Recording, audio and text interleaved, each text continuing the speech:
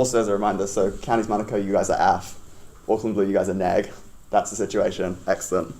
All right, well, without further ado, I would like to invite up the first speaker of the affirming team.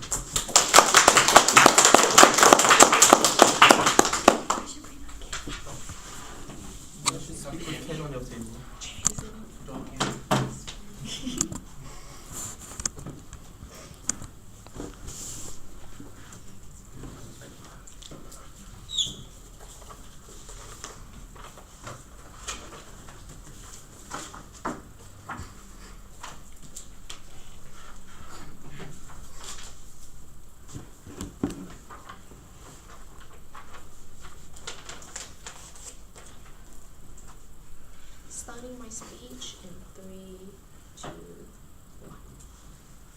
There are two things that are important in today's debate. Talking firstly on the current status quo and the stigmatization of hypocrisy and how incredibly bad this is. Then secondly, on how on the outside of the house, the destigmatization of hypocrisy will bring unique benefits for outside of the house. Okay, what I will do for you in today's debate. Firstly, I'll talk about what is seen as hypocrisy in our current status quo. And then my two substantive point today is firstly on how the stigmatizing hypocrisy will allow people to be more understanding of others or of the context, and also allow them to take things by a case-by-case basis, right? And then secondly, my second substantive point is how the negating side actually disincentivize people from speaking out on the issues. Okay, so, and my second speaker split will be on how we'll be able to get accountability of those in society on the outside of the house. Okay, firstly, some setup. What does stigmatizing hypocrisy look like in our current status quo? It looks like judging individuals for switching up on their beliefs or opinions, but ignoring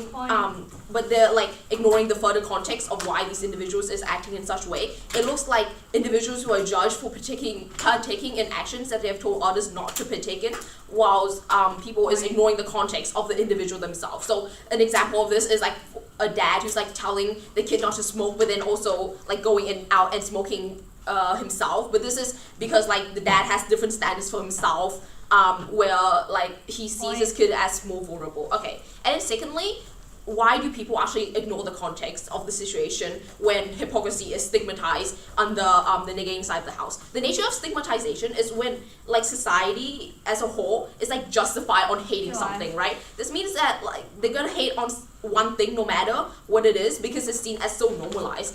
This will lead to like individuals looking down, being looked down upon or hating on things that merely relate to the subject because society is in agreement that the subject is bad and in the context it's neglected. So what does outside of the house stand for? We stand for a word where hypocrisy is judged from a case-to-case basis depending on the context. And that now, why are people actually more likely to listen to the context now? Because like people as human, we're naturally curious. We want to know the reasoning behind why a person switches up or has like different expectations of themselves. And then they also have no pre-existing bias where they just hate on this one topic. And then this is actually different to the negating word because under this side, stigmatizing is where you just like hate on every single situation no matter the context. But we stand for a word where there's more full in-depth consideration of what the situation actually is considering everybody's point of view. Okay, I'll take a POI now.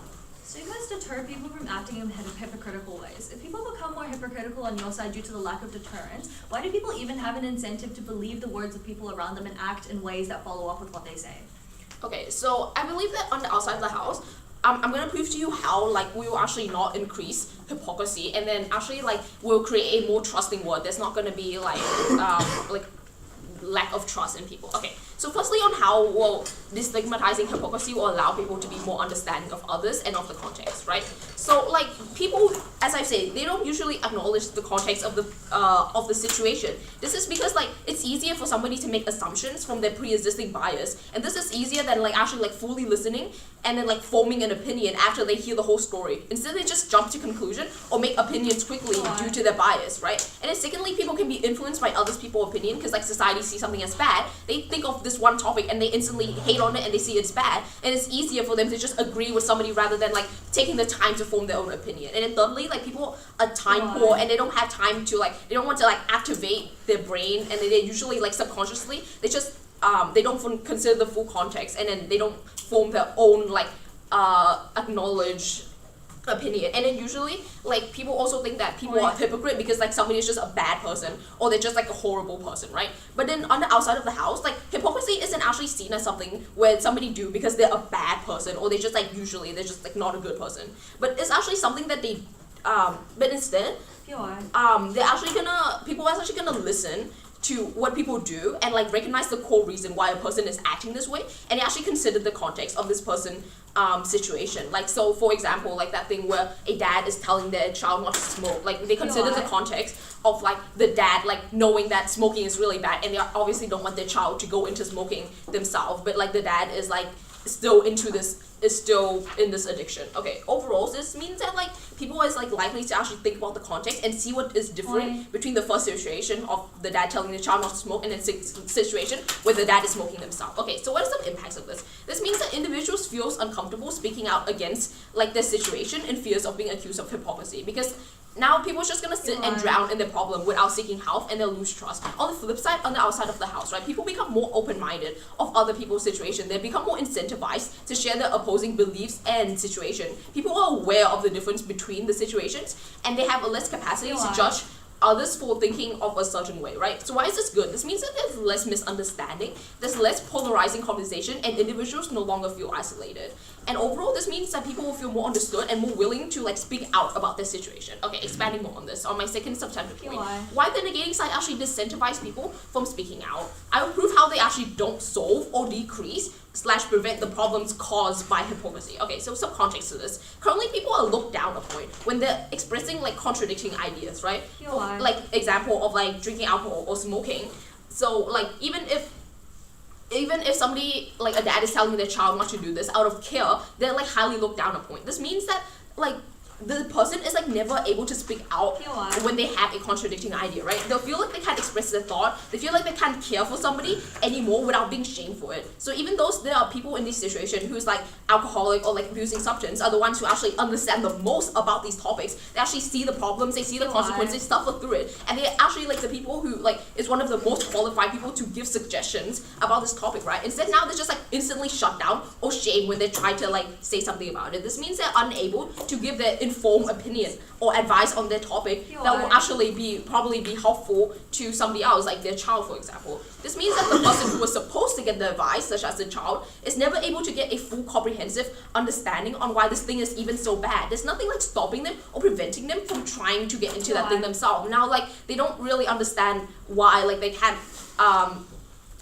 like smoke or drink alcohol, for example, right? Okay, so what are some impacts of this? Firstly, people like even with good intentions, they are like quickly shut down or like shamed for this, but like they won't but now they won't want to do it anymore. Instead they'll feel shut down and they never want to do something nice, and they feel like it's not worth it to try care for somebody. And then like it's because like when they try to do this, they get hated on for like absolutely no reason at all. Okay. Secondly, people don't actually get to understand the context of the person. Like somebody who is like currently an alcoholic, right? So like a person, like a child, they're never gonna understand like why being an alcoholic is even so bad, and then maybe there's nothing preventing them from getting into it themselves, right? And then thirdly, it will also, like I said, like it prevents people from like speaking out because they have a fear of like being hated on, and now they're just gonna hide things. And then like this means that they're not really like taking accountabilities or fully analyzing the situation. Okay, overall this means that this builds a world like full of hatred, grudge, annoyance towards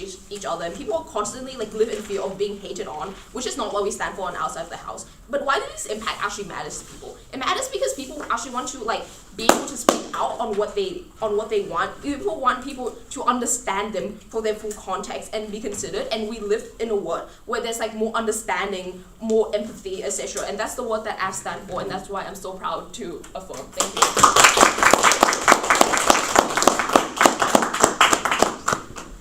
I thank the speaker for their speech, and I would like to invite up the first speaker of the negating team.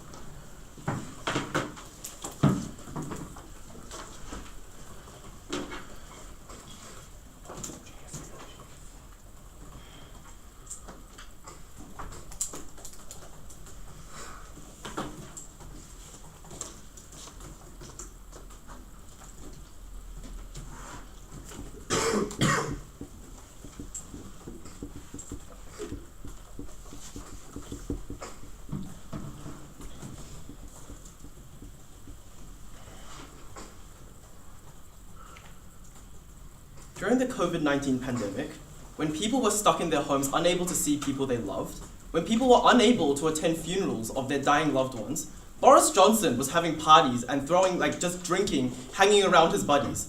I think a world where we look at that and say, yeah, that's fine, I think that's incredibly damaging. The point at which we're unable to hold people accountable in that way because of the stigmatization of hypocrisy is, I think, a world that's just not a very good place to be. Two things I'm going to talk about in my speech. First is about why a norm for hypocrisy is going to harm daily discourse, and then second, why a stigmatization is necessary in politics. But before that, some setup for this debate. 3 points of setup. First is about what hypocrisy actually looks like, right? That is to say, it looks like actively promoting an ideology or doing something while actively doing the contrary. Note then that it's different from other forms of backtracking, for example, just making contradictions, because it's actively happening and that it's very conscious. That is to say, it's not just contradicting yourself or going back and saying, yes, I was wrong, this is what I believe in now. It's actively promoting something while doing the opposite. Note then that response to their characterization of just switching up their ideas, it's uniquely more harmful than just switching up your ideas when you're actively saying something and continually promoting something while doing the opposite. The second point of setup is just what stigmatization actually looks like. 3 things. First is about a form of holding people accountable that looks like verbally calling them out when they're being hypocritical. That's what it looks like. Secondly, it's about an internalized dislike for something. Note then that it doesn't have to be overt. It's just an internalized dislike for hypocrisy. Thirdly, though, it's about how a stigmatization for something makes you actively distance yourself from it. That probably looks like how you're leaving your partner if they're constantly being hypocritical. That's what it looks like. But third point on setup is just why does a stigmatization for hypocrisy arise? Note then that it's a necessary form of accountability. That what this means that society intuitively thinks that hypocrisy is bad. We're going to prove that hypocrisy is harmful later on. But just note then that society, since they intuitively think hypocrisy is bad, they came as a form of holding people accountable insofar as they're able to go up to people and say, no, you're being hypocritical, we're not going to believe you. That's what the setup for this debate. So then, why does a norm for hypocrisy harm daily discourse? The context for this point is that there is an intrinsic connection between what someone tells you and what they do. For example, if Uncle John told little Timmy that smoking is really bad for their health, but then he's seen to be smoking every single day, little Timmy is less likely to internalize that fact as true. Note then that this is independent for whether or not the stigmatization actually exists. It's just something fundamental that we believe that if someone tells you something and does it as well, you're going to believe it's true. Note then this also responds to how people just aren't likely to listen. Note then that that's not from that we heard from affirmative. Note that that's not something that exists insofar as it's not something they can claim on their side, insofar as it's just something that people internalize as true. So, why does the affirmative world harm discourse? What we heard from affirmative is that people are going to ignore people are going to ignore the context of people's actions and the discourse is going to be worse. We're going to give you 2 responses. First is that stigmatization isn't actually that irrational, right? Note then that it is a way that people hold others accountable. It's not something that people actively reject in their lives. I think that's a better characterization of what it looks like. But second is that discourse is actually worse on affirmative for 3 ways. First is that people listen less to others. That means that there's no expectation of fulfilling promises, right? That means that people that when people tell you that they're going to do something, or when people tell you that you should do something, there's no expectation that they're actually also going to fulfill on that. The point at which people don't actually believe that other people are going to do these things, I think that's incredibly harmful. Second under this is that there's going to be less acknowledgement of facts, right? I think this goes back to the point about smoking or about alcohol, where if people tell you something, but actively do the contrary, a world where people aren't able to call that out through their own stigmatization is a world where people are going to internalize those as untrue, the point at which they see that constantly. The second reason why there's worse discourse on affirmative, though, is that people don't hold themselves internally accountable. What that means is that people have an internal perception that's hypocrisy is bad. That means that if I think I'm going to be acting hypocritical if I do something, I'm going to internally think that's bad, and I'm not going to try to do that in my own world. The point at which people think that hypocrisy is fine is the point at which I'm more likely to act hypocritical. This looks like telling my partner that they should get me a lot of gifts while actively not getting them gifts. I think that's really harmful for people's daily discourse, the point at which they're unable to hold themselves accountable. But the third is that there's just less legitimacy in their world, in others' words, right? That is to say that people just don't believe in what other people are saying anymore. The point at which people just think that it's okay for people to say something and then go actively do the other thing. I think people just believe that less. That's probably relevant. What are the impacts of this point? 2 things. First, that there's going to be less social discourse, or worse social discourse, right? Note then that this means that there's going to be less genuine conversation. It means that people don't actually know if other people are being honest, or if people are going to go through with their word. It means that there's going to be hard to discern right from wrong when people are unable to when people don't often act on their words, and there isn't a stigma to tell people internally that this thing is is wrong. But thirdly is that there's just less incentive to have good discourse, right? If you're not actually going to go on and commit to your word, I think that's the point at which there's just less incentives to be a good person. But the second thing is that people probably just have worse relationships. That is to say, there's going to be less trust in the people around you. I think the point at which you put up more defensive walls and just don't believe that other people are being legitimate is, I think, the point at which your just daily life is made worse, but you also just don't feel like you're being listened to, right? I think the point at which you feel undervalued because your partner's just able to go and just do whatever they want, that's the point at which you're harmed. Two things to weigh this point then. First is just on scale. Note then that in their world, literally every single person is affected by this. Every single person is affected by worse daily discourse. But second is about the duration of harms. That is to say, this impacts individuals every single second of their lives. The point at which they're in a conversation and they aren't able to feel as though they're able to be trusted, I think the point at which every single day of your life is just more sad in that way, I think that's really harmful. Before I move on, I'll take a point of information. Under your side of the word, where stigmatization makes it normalized to hate on something regardless of the further explanation, why are people incentivized to listen to the context of the situation of others? I already explained that stigmatization just isn't that irrational. I think it's a mechanism for holding people accountable. We gave you a characterization of what stigmatization looks like, they need to respond to that. Okay, why is stigmatization bad for politics? For context then, note that political leaders hold a significant amount of power over the normal people. That is to say, the very words they say controls people's lives, and so if like the Prime Minister says something in a press conference, people actually need to do that in their real lives, right? That means that hypocrisy is uniquely harmful in politics, because when a political leader does something they tell others not to, there's a huge principal harm. I'll get onto that later.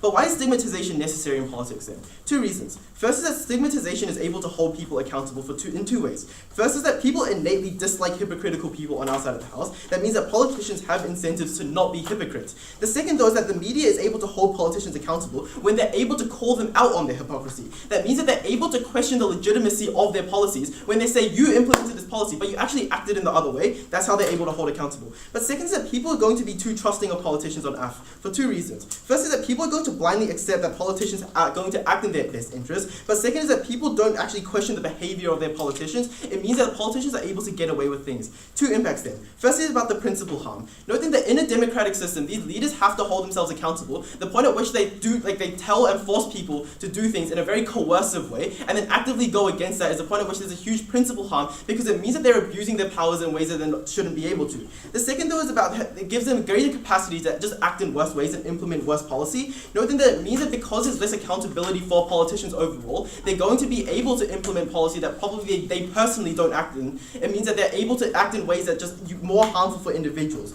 Two ways in which to weigh this point then. First is just on the fact that there is a huge principal harm. I think that's something they need to engage with. The point at which we aren't holding politicians accountable for just acting in really bad ways is the point at which we're able to win this debate. But the second is that the severity of harm is incredibly high, insofar as it literally impacts everyone, and the ways in which bad policy impacts individuals is incredibly nuanced. I think the point at which we are not able to hold politicians accountable for those reasons is the point at which we've won this debate. Very proud to affirm.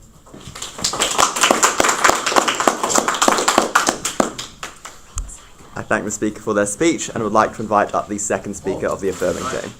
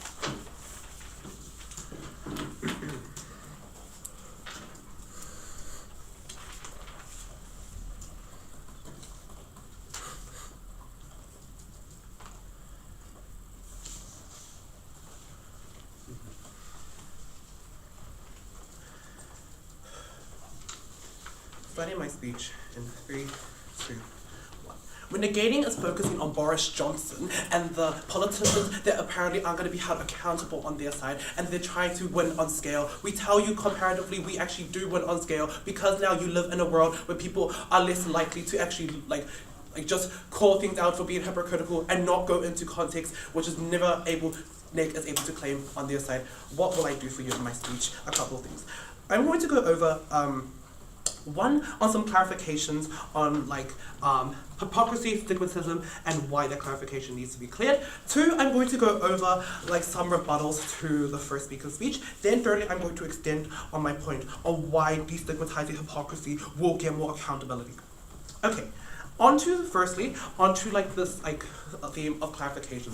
What did we hear from negating at first? Firstly, let's talk about hypocrisy.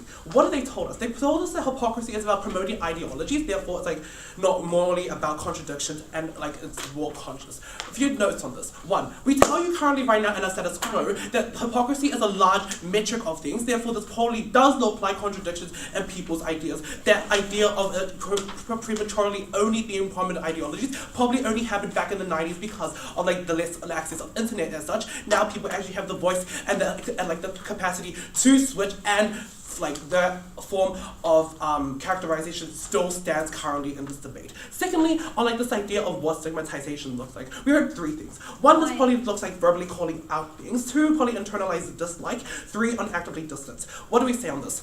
Okay, we tell you that probably verbally calling out, okay, that's a reasonable claim. However, we tell you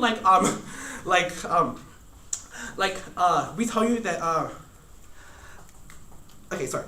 Onto actively distancing themselves and probably internally disliking. We tell you that they're never able to change this on their side, that probably they're still going to be internally disliking these people. Comparatively, tell you if we have a world on our side where people are destigmatized, this probably does look like they're now actually able to go into better context, which we already told you at first. Note that they didn't really sufficiently respond to this, therefore we tell you that people are likely to go into that, probably because they haven't seen to reasons, or for businesses, they probably do care about their customers and stuff, so they'll probably go into that. And just on the daily, day-to-day basis, people probably do care about now heavily on the outside what people are doing as such.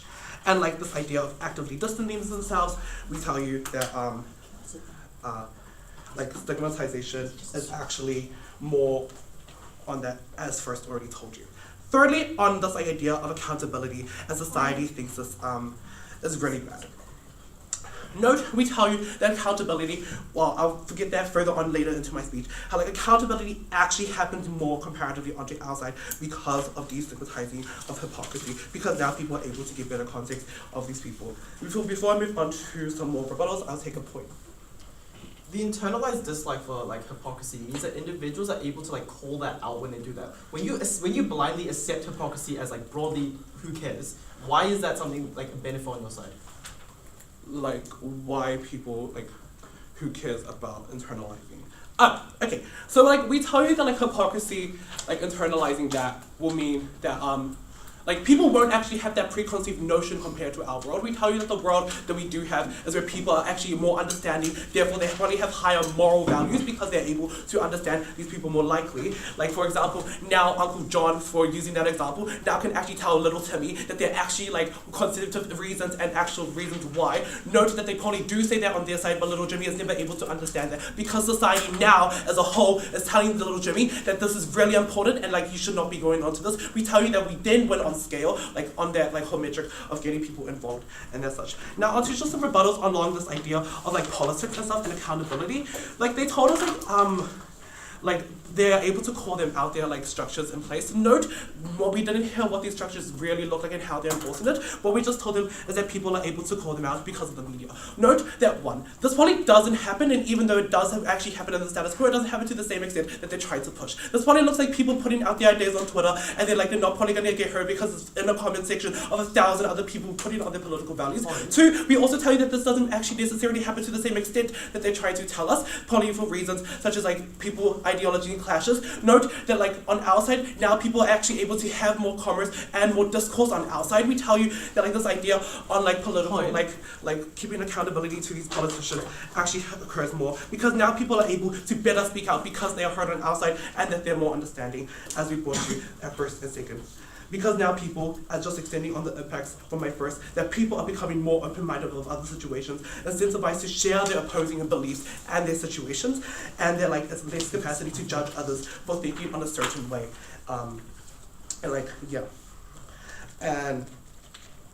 There's like less polarizing conversation comparatively on the outside of the house.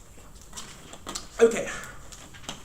Therefore, overall, like society will feel more understanding and more willing to support like people and like day-to-day values and such. Note that unlike probably on politicians themselves, they probably do have these ideologies because they were brought up in their society. Therefore, they're more likely to care about like people and their sense of values. Note that probably politicians already have their preconceived value, but now they care about it more on our side as such.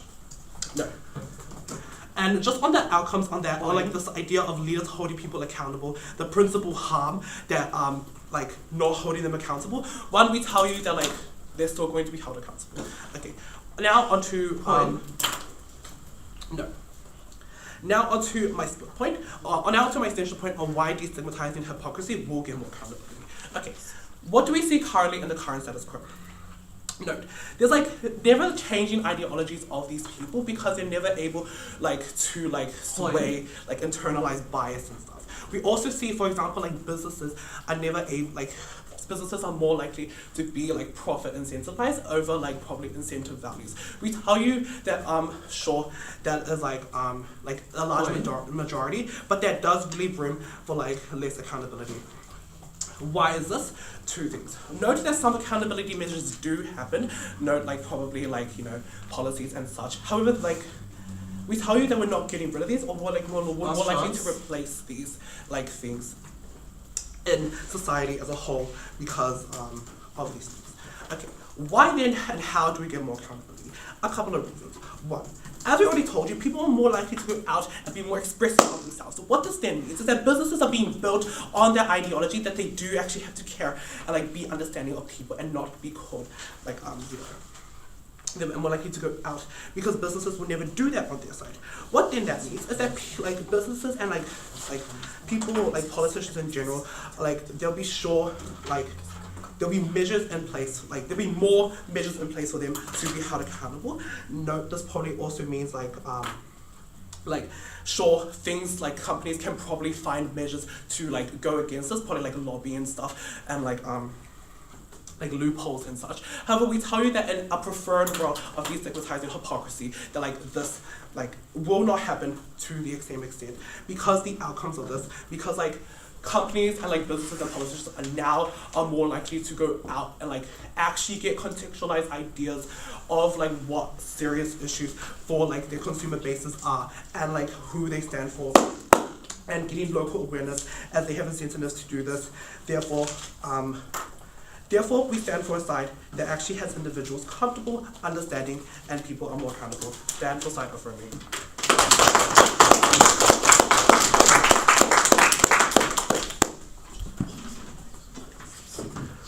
Alright, I thank the speaker for their speech and would like to invite up the second speaker of the negating team.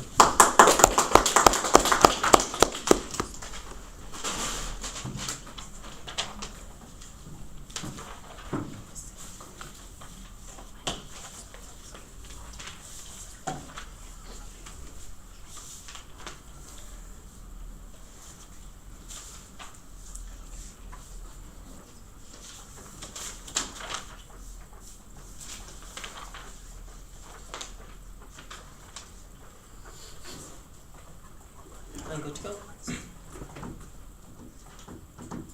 Three things in the speech. Firstly, my split around how people are able to be rational with the stigma. Secondly, responding to their case and showing why my split interacts with their stuff and doing some more direct rebuttal. Thirdly, I'm going to be weighing it against our impacts on how people become too trusting, how the legitimacy of people's points are ruined, and weighing on our political impacts. But before that, I quickly want to respond to their point on how business is going to be more profit motivated on their side. I have two responses. Firstly, businesses often don't publish out their ideologies. This is because they want to appeal to a broad consumer base, so as many people buy their product as possible. And obviously, then that means you're not going to have the capacity to do hypocrisy and contradictions because you're not publishing out anything that allows you to do acts of hypocrisy. Secondly, businesses are already very, very, very profit motivated. They are comprised of shareholders who want dividends on their returns. They're comprised of investors who want returns on their investment. Even the managers and employees are often there just to get paid, which means that at every level of this company is highly profit motivated, so it's unclear as to what the change is on their side. Now then, moving on to my split point on why people are able to do this rationally. There are two reasons for this. Firstly, there are often countervailing norms which lead people to have high trust of people within their social groups. This is for two main reasons. Firstly, people have strong connections to their friends and people that they have relations with. This is because you think very highly of your friends, and this is often because relationships are predicated off of trust. The most healthy and best relationships are often ones where you let your partner go out at night because you have that trust in them. Secondly, trust is often glorified. Having faith in your friends is something that's often glorified. Knowing that they'll do good on their test or do really well at NATs is with very little evidence is something that is often glorified and people just intuitively do.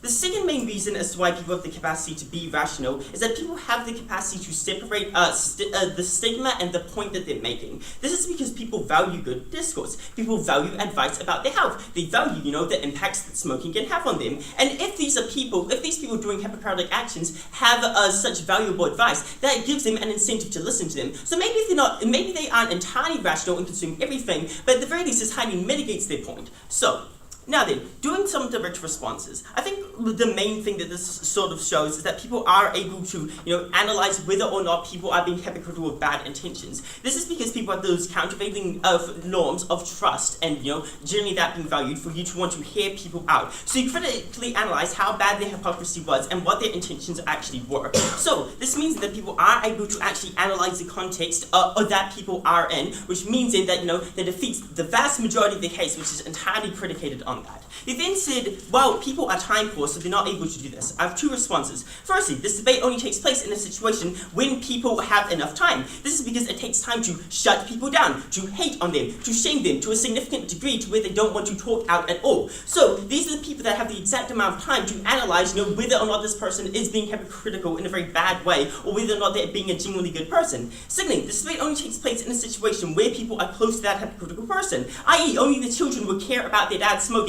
not some random person on the street. And these people that are close to each other are risk adverse due to those incentives of trust, due to those countervailing norms where they highly value their relationships with people, which means that they won't instantly shut them down. They'll take the time to talk to them, and even if they're time poor right now, they're not going to instantly make a judgment. They're going to make that later on when they have the time to do so. They then said, well, people, get punished too badly for being hypocritical. Our free response to this: firstly, our stigma reduces the likelihood people will be hypocritical in the first place, which mitigates that point. That means that there aren't that many people getting caught out to this to a significantly large degree. Secondly, this requires a lack of empathy, right? Because you weren't thinking of how that other person would be affected by that hypocrisy. That I wasn't thinking about how, the message I could send to their kids when they go ahead and smoke. You weren't thinking about how, what that action you did, that, you told your friend wouldn't do, but you go ahead and do it anyways, would affect them. These more empathetic people are going to be the ones who aren't doing these selfish actions, and all of those people probably aren't part of this debate. Those selfish people are the ones that we're able to uniquely hold accountable on our side. So, thirdly, I want to talk about the weighing here, because I've shown why the impact isn't super likely. Weigh that against our impacts on people being too trusting, because what I explained is that people have too much trust in their friends. Note people will still get hurt when more people will still get hurt when you do a hypocritical action. They probably just don't react as much initially on our side of the house. So you're less likely to stamp your foot down when your friend said they would stop making a joke that annoys you. You're less likely to talk to your partner when they told you not to go ahead and text to someone in a flirty way, but they go ahead and do it themselves. And note these things, maybe there is a more initial, volatile reaction on our side. Maybe you do have to have an initial uncomfortable experience. The issue is on their side, they never actually have that talk with them, right? They have to keep on experiencing this harm. That's to keep on building up to them. This is an incredibly long-term harm, but also note, there's probably just going to be a point where this spills over, right? And that's going to be in a much more angry way. It's going to be in a way when much more hypocritical actions have taken place, so you're therefore going to be much more angry with your partner. It's going to be a significantly worse experience overall. It's far better to do this thing early rather than letting it build up up and continue on. Why should you weigh this against their vote, against their stakeholder of people being harmed when they're too hypocritical, potentially unjustly? Well, I've shown to you why that's not a very large group of people. However, everyone probably has some slightly selfish person in their vast network of friends, the many partners that they have in their lives. So that means everyone oftentimes is affected by a hypocritical person, and I've explained to you why that is incredibly bad, and obviously you should weigh that higher than the impacts. Before I talk about legitimacy, I think. So how is your side going to have people more understanding when it's obviously stigmatized to have hypocrites? Yeah, it's stigmatized, which is why people are going to be critical of it. What I explained in my speech is that since people are naturally trusting of people, that means that they go too far on their side to being too trusting. What this stigma does is act as the counterbalance against that. So, let's talk about legitimacy. I've already responded to why people can be rational with the stigma. Now look at what Bruce gave you, that people's ideas have this legitimacy. If your dad says smoking is bad, then goes out and smoke, on outside you can still see what your dad is doing is bad because they did a hypocritical action which is associated with bad things. On their side, you don't see what your dad is doing, is as wrong, or at the very least to as large of an extent, because it doesn't have those negative connotations with it. When your dad goes out and smoke on their side, it's like, okay, this is not that bad of a thing, and also clearly smoking can't be that bad if my dad's still doing it, which means then that there's less legitimacy to their ideas overall, and I think they want to talk about discourse, and that is the main impact. We flip that and show why that's better on our side of the house. Next, I want to weigh this against our impacts on politicians. What we've told you is that politicians have huge source of power. They decide the laws that dictate the freedoms, that are laws that dictate how you live your life. This is a huge restriction on people's freedoms, and politicians are the ones most capable of avoiding this. They're the people who make the rules and accountability systems to keep them in check, which means that those check and balances oftentimes aren't perfect. Bruce also said that people trust their politicians too much. What you need then is a stigma for these politicians to be held accountable, to be called out for it, to make sure that they're abiding by those same rules that they enforce and using their coercive power on these individuals. He then said, well, there's more polarization on our side. I have two responses. Firstly, no, hypocrisy is not the cause for polarization. You're polarized because of inherent dislikes for each other. The fact that you're in echo chambers, the fact that you don't see their side as a legitimate point. That's what causes polarization. Secondly, on our side, there's less polarization because strong dislike for hypocrisy crosses political borders, which means that you're able to look past your political ideology in this instance. That Tories are able to see that Boris Johnson did something bad during the COVID pandemic. Overall, we've clearly shown this hypocrisy was a necessary check and balance. Don't regret it.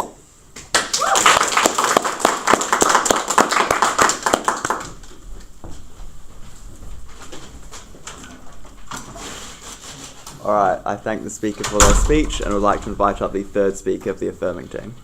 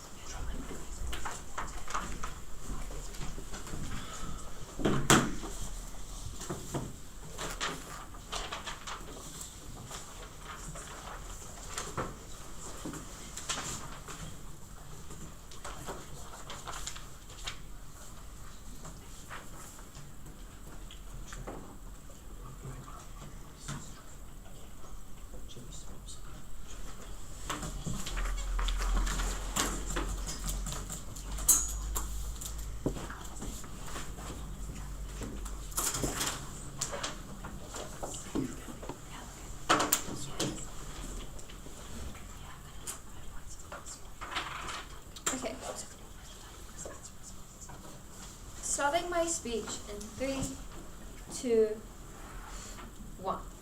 Note the hypocrisy comes from the underlying assumption that people act on the instinct that they are all on the same level, where you have different expectations for yourself than you do of others. So actually, in their best case scenario, where the son gets mad at their father's hypocrisy due to their internal dislike, they end up smoking anyway because they think that the reason why their father told them not to smoke and why he still smokes is because the dad has higher expectations for himself, thinks that he's better than his son and is stronger enough to smoke. And essentially, because the son wants to be at that same level as the father, they're likely to smoke anyway, right? On our side of the house, the dad is actually incentivized to tell the son why it's different, why they're not on the same level, it's actually because he cares about his son, why he still smokes because he's still trapped in the same like constant loophole that he doesn't ever want his son to be in. They never get that on their side of the house. 4 things I'm going to chat about today. Like on clarification on firstly, what is the stigmatization of like hypocrisy. Secondly, I'll give a bit of like differentiation on between our 2 models. Thirdly, I'll go over like the quality of discourse, and lastly, I'll go over accountability. But yes, I will take a point. Maybe a kid can analyze that, their dad has different standards on them, but also if their dad said that smoking is bad and keeps them smoking, surely in some sort of level that tells the kid that smoking isn't actually that bad of a thing. Wait, can you like shorten the question? Sorry. Surely if, the dad is smoking, that at the very least means that, like, smoking isn't that bad, right? I mean, sure, but like, the dad is smoking on either side of the house. So it's about like more so the child understanding why they shouldn't smoke rather than them trying to be like at the same level due to the preconceived notions of like hypocrisy, right? Okay, so firstly on what the stigmatization is. We've claimed that because that stigmatization is essentially the normalization to hate on something or to look down on something, right? They claim that it is an accountability metric. Right? But like, firstly, note that it's not always an accountability metric. There are stigmatization on lots of things in society. There's stigmatization on things like hookup culture, which we don't necessarily think is like an accountability metric for anything. It's just a reason to hate on people and hate on women. But secondly, note that even if it is an accountability metric and the purpose is to keep people accountable, it is done in ways in which it is still bad because the ways in which you hold people accountable is like normalizing hate. If you take the hookup culture example, it looks like constantly shaming women for like sleeping with multiple people. But like, note that people have an incentive to always hate on others and have like an incentive to never hear them out. At the point where things become normalized to hate something in society. Note the characterization that we gave you at Jenny as to why stigmatization, like when things become normalized to hate on in society and it becomes justified, you now no longer need like further reasoning as to why something is like justified. We say then, moving on to like the difference between the 2 models, is that we no longer have like stigmatization around hypocrisy as like a whole, right? We have stigmas on like pre-existing bad things. For example, like if you take both of their examples about firstly Boris Johnson like going around and partying, we think it's like bad and there's a stigma around putting people's lives at risk. We also think like in terms of like not giving gifts to your partner and like expecting stuff in return, we think it's like generally considered bad to be like terrible to your partner. We think these are the metrics in which like you weigh in society in this world about like what like is considered like bad hypocrisy and what is considered like not really like hypocrisy. There's not like no longer a stigma, but you have like a like case by case basis rather than like society as a whole like entrenched in like just hating on things that even relatively close to hypocrisy. Okay, secondly on discourse. We tell you that like people are incentivized to now tell others like why things are the way that they are. We tell you this because stigmatization, essentially, where you rely on like the fact that it is normalized in society to hate this thing, you're not going to get judged for hating on somebody for doing this thing. Like, you no longer need an explanation for hating on somebody for doing this thing, right? So when you essentially remove that, and it's a case-by-case basis thing, where you essentially judge people based on the principle of their action, the principle of putting lives at risk, the principle of, like, lying to people, note that's very separate from hypocrisy, you're probably, like, just going to need to explain yourself in order to, like, for you to get the consequence that you want to get, right? Which essentially means that, like, if you are... Which essentially means that, like, you have an incentive to not explain yourself for why you did the things that you do, despite telling people otherwise. The father now is incentivized to tell their son why things are the way that they are, and the son is more knowledgeable on like, okay, maybe me and my father are not on like the same level, maybe we're not on equal level, we're different people with different expectations, and we have different tolerances to things. Note that people are like, different people are especially vulnerable to things. Different people have like different expectations to things. Hypocrisy relies on the foundation that people are all equal and like we should judge people based on like the decisions that they make depending on all of us on an equal scale, when in fact that's not the way that it is. The way that it is like people do different things for different reasons depending on their identity. We think then the metric in which we judge people is again, the principle of their actions. There's a principle incentive for politicians not to lie to people. There's a principle incentive for corporations to not like dump like oil into the ocean. We think that those are the metrics that hold people accountable, and we think that's mutually exclusive from hypocrisy and the stigmatization of that. Lastly then, on their like push on like people tend to like just listen less, like we flip this on them again as to like people will not necessarily listen less. They're now incentivized to listen more because no longer do you have like a stigma where you're now justified to hate on something for the pure like foundation of something, where you no longer just attack like the point of the point, and you now actually have to attack like the mechanisms of the point and the outcomes of the point and the reasonings behind the point. Okay, lastly then, on like the accountability metric, right? Because note that, like, again, as I've said, people are still held accountable by pre-existing stigmas that, like, already exist in society. They tell us that, like, people will blindly trust others. This is extremely unlikely because people always already do, like, bad things. It's in human nature to do bad things, even, like, if it's not intentional. And that means that trust, like happens for a lot of reasons and isn't necessarily contingent on hypocrisy. So we think there's still likely to be scrutiny on these other pre-existing stigmas and justified stigmas that people can like judge what is like morally like rational and stuff. But like lastly on the corporations point, note that like this is like there's no real reason why corporations aren't likely to just like hide things, right? Note the reasons that we give you at Jenny as why when you have like so much hate, the difference isn't you like are internalized to like change your beliefs. The change that you actually get is people hide things, people don't speak out about their problems, and people don't speak out on what they do in fear of backlash. This therefore doesn't actually hold corporations accountable. It doesn't hold politicians accountable. If you want actual accountability, you need to judge people based on the pre-existing stigmas and metrics that already exist, not hypocrisy proposed. I thank the speaker for their speech, and now to close us out for the substantive portion of today's debate, I would like to invite up the third speaker of the negating team.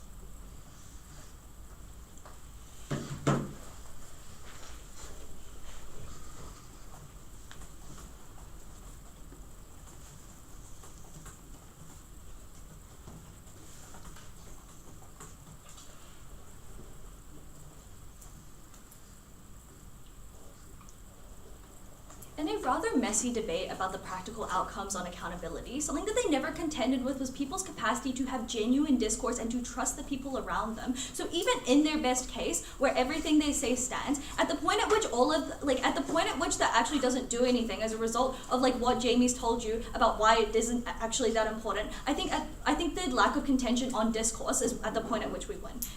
Two things I'm going to do in this speech. First, I'm going to tell you why they get less accountability on their side. Second, why we just generally get better discourse and better relationships between people. At the top of my speech, note that this is the This House Prefers a World debate. That means that our side supports the status quo. Av cannot come out here and give us random assertions about what our side looks like. Let's just look outside. I think that's just clear enough as to what the world looks like. First, on why people are just First, on why we just get less accountability. First, the thing that they told us about how people are time poor. Jamie already told you why it doesn't actually matter. This debate generally only takes place when people actually have the capacity to do things with their time, such as scrutinizing people for being hypocritical, such as being able to think about the things that other people do in like a level that isn't just going lizard brain hating. Next, on why hypocrisy is next on their claim that sometimes hypocrisy is necessary and that you need to actually view things on a case-by-case basis. Three responses to this. First of all, hypocrisy is stigmatized for a reason. That's because a lot of the time it is really bad. That is that you're doing things that you say that something is bad and then you're doing it anyways, which is going against the things that you actually say. But second, people can recognize when necessity exists. That is that people are not just robots who hate for no reason. Why is that? First, people are just empathetic, right? Humans have the capacity to be empathetic and view situations from other people's perspectives. But second, people are rational. They understand they understand that sometimes things are necessary because they've probably been in similar situations themselves. From that, I think that people can recognize necessity. They're not just like robots that just do everything that they think. But finally, even if you don't buy the time poor stuff that I told you earlier, note that if they're too time poor, I think the harm of viewing things necessary hypocrisy is literally symmetric. If you're too time poor to view things on a case by case basis on our side, I don't think that they get any more unique time on their side. That means that people are likely to just still be time poor on both sides and not be able to view things on a case by case basis. Next, on how people just make mistakes. Jamie gave you two main responses to this. That is one, stigma reduces the likelihood of making mistakes, and second, that mistakes require a lack of empathy. Again, this was never contended with, it still stands at the end of this debate. Next, about how people irrationally care about stigmas, and that's why they're going to act really poorly. Okay, I don't think this is true. Note that people caring about stigmas in this specific instance is not likely going to be irrational. Why is this? First, I already explained to you why hypocrisy is on the most part really a really bad thing. That is, that you are literally lying to someone by telling something that something is bad, but then doing something anyway because you want to. But second, it just serves as a form of deterrence that was necessary. We outlined to you at Bruce that a lot of the time the stigma arose for a reason. That is, that a bad thing exists and you don't want people to do it, that means that you implement stigmas as the most rational response in order to prevent this situation from happening. Next, on what Third Av told us about how there's still a stigma on bad things. Note that our case is that people's hypocritical actions were bad. There's no stigma for that on their side. That is, that if someone is a hypocrite, no one actually holds them accountable. No one actually does anything for that, even though the action itself is I think very clearly a bad thing. Next, on what Jamie told you about countervailing forces and how this generally balances out a lot of stuff about trust. Note that this was not contended with, and it really explains why stigmatization is an important thing in this debate. That is, that if you don't stigmatize things, then you are less likely to hold other people accountable because humans have a natural tendency to have far too much trust in other people, regardless of whether that trust is necessary or not. That means that if this explanation still stands, I think accountability as a broad thing is still existent, is no longer existent on their side. But next, just on the politics point that Bruce gave you, they told us that you can't hold accountability, people don't have the capacity to hold politicians accountable. I think that's wrong for three main reasons. First, you can just not vote them in the next election. You see that in a democracy, people have the capacity to vote out people that literally do bad things on our side, and note that people are more likely to recognize the bad things due to the stigmatization of hypocrisy. Second of all, you can do things like protest against people implementing hypocritical policies. And third, there's just general online backlash. This looks like people calling out Christopher Luxon online when he was New Zealand's in an economic crisis, and then raising his salary and also the DPM salary. There was a lot of backlash for them online, on TikTok, on the news. I think that's a really easy way to hold politicians accountable because you're openly expressing distaste for the things that they do. What have I proven to you at the end of this? First, I've proven to you why people don't view things on a case by case basis on their side. Second, why people are just held less accountable both on a general both on like a ground level scale, but also on the scale of politics. What does this mean? First, people have the capacity to act in worse ways. On like a regular day-to-day basis, this looks like people just being able to get away with blatantly lying to the people around them by doing things that they say are bad. But also, this is just an unlikely to be a change in case-by-case basis analysis as for the reasons that I've explained on this. Why do we win on this? First of all, note that this was like literally Ask's like primary push. All of the material literally comes underneath this umbrella of accountability. Because at the point at which the characterization doesn't stand, that means that a lot of the material that first Ask brought out doesn't also stand at the end of this debate. Why should you care about this? First, on scale of impact. Note that this literally impacts every single person, especially on the accountability metric, at the point at which the policies that are being implemented literally dictate the ways that people live. But second, on depth. Note that like, first of all, people just like are able to act in hypocritical ways, which is like generally quite bad because, you know, oh my god, sorry, my phone just turned off. Given the fact that like people are just able to like be bad to the people around them and treat them poorly, it's okay, I have it. But thirdly, on principal obligation, note that for politicians, they have an obligation to the people that they serve to act in their best interest and also to act honestly to them. They don't fulfill that, they have less of an incentive to fulfill that obligation on their side. I think that's why we win. Okay, I'll take a point now. How does TikTok, a platform where people clean slime out of their carpet, keep rich politicians accountable? Let's look at TikTok, right? Not all of TikTok is brain rot doom scrolling. I think TikTok has like a balance of like some brain rot, but also there's a lot of things that go viral of people calling out politicians for doing things bad. This looks like the video of the Taiwanese guy running out with a bill, getting 3.2 million likes because it went viral overnight. Okay, second, next, just on discourse. The only claim that they gave us was that people no longer want to speak out. Two responses to this. First of all, on the context of little Jimmy and like Big John, right? Note that a lot of parental concerns mean that they still want to act in their child's best interest. They're unlikely to be scared to say something like, don't smoke, little Jimmy, because they want their child to not end up smoking. But note that also, in terms of the tipping point, a lot of the time, stigmatization around hypocrisy is likely to make them less likely to do these bad things in the future. This is because there's already social narratives telling you things like smoking is bad, but at the point at which the people around you are telling you, why are you telling little Timmy that smoking is bad, but also smoking is an incentive for them to stop smoking and stop acting in hypocritical ways. That's just a precedent for their child to not smoke because, their father stopped. So what have I proven to you at the end of this? I've proven to you why there is generally worse discourse because a lot of Bruce's material was never properly contended with by the affirmative side. The impact of this is that people just generally establish worse relationships because they feel like they can't trust the people around them and the things that they say and the legitimacy of their words. And also just the fact that you can have less genuine discourse because you don't know if the people that you're talking to are actually going to follow up on what you say or actually even believe what you say because they don't trust in what you do. Then what this means at the end of this debate is that even if everything on accountability just flies in the air and becomes all wishy-washy, this is a literal ground level impact that impacts every single person that was never contended with, that was left standing at the end of this debate. We win on this material. I've never been prouder to negate.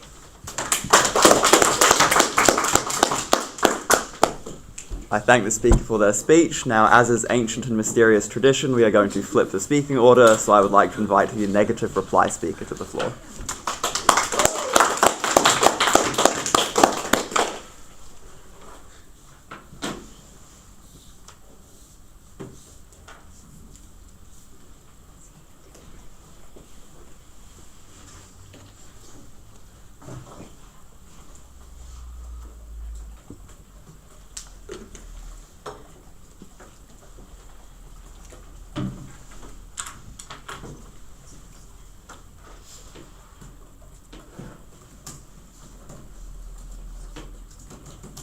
What Affirmative believes is that a world where stigmatization of hypocrisy no longer exists is a world where everyone becomes debaters like us and has really good rational conversations about why things happen.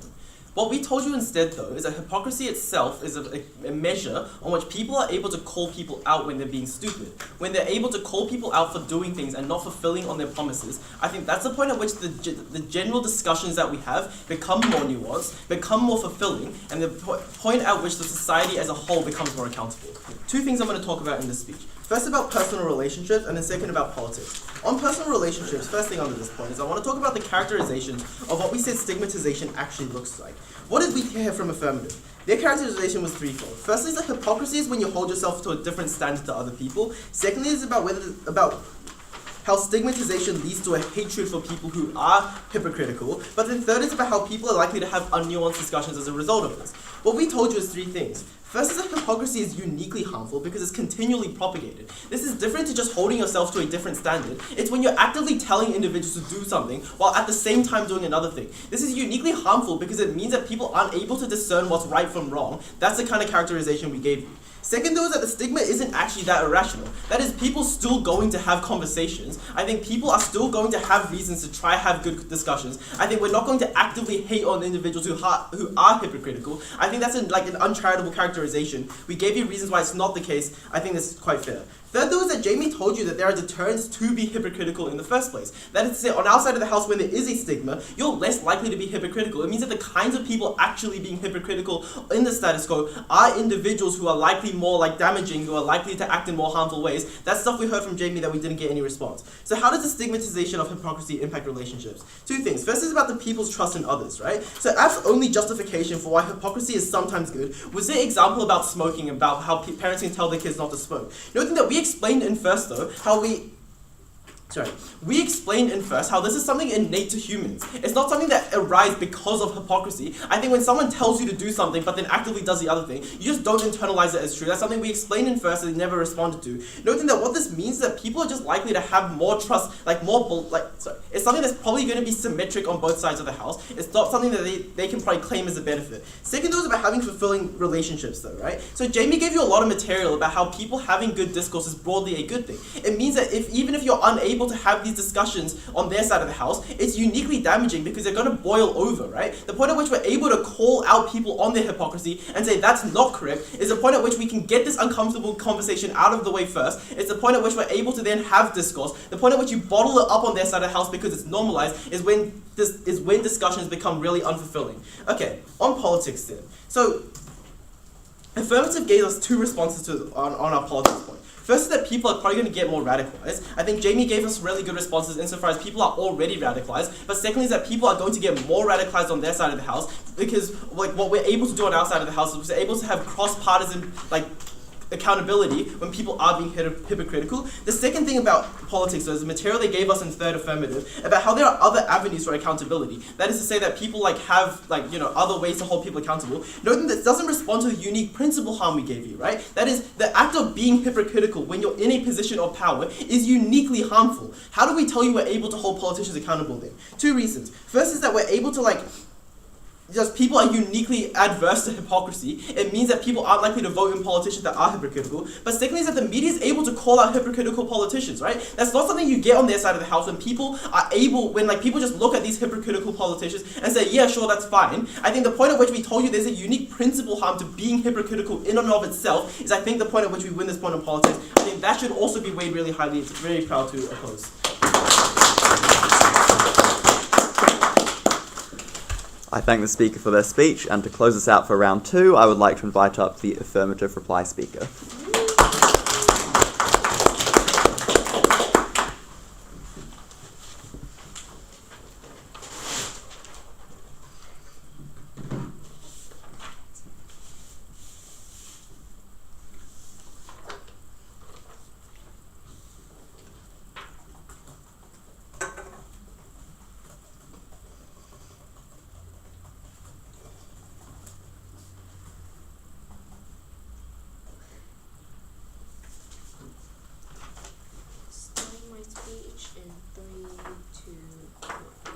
I've identified 2 points of clash within today's debate. Firstly, on accountability, and then secondly, on the discourse and how this affect relationship of people or within political context and how we won on both ways today.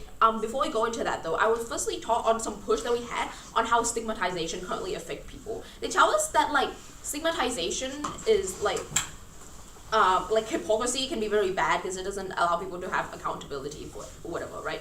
But okay, let's say even if hypocrisy is very bad, we tell you that stigmatizing people will not solve the problem that they try to claim that they have solved.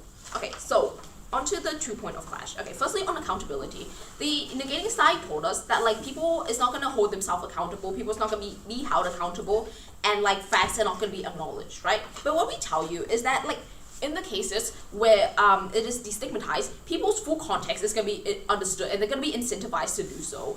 And then also people under their side of the house, we actually feel shame that if they're trying to express any opinions, they'll be shut down or be hated on. And then like, this means that like, if people's gonna be shut down like this, right? Like little Timmy is not gonna be able to understand why smoking is actually really bad. This means that like he doesn't get any actual context, and then maybe he'll start smoking himself. Okay.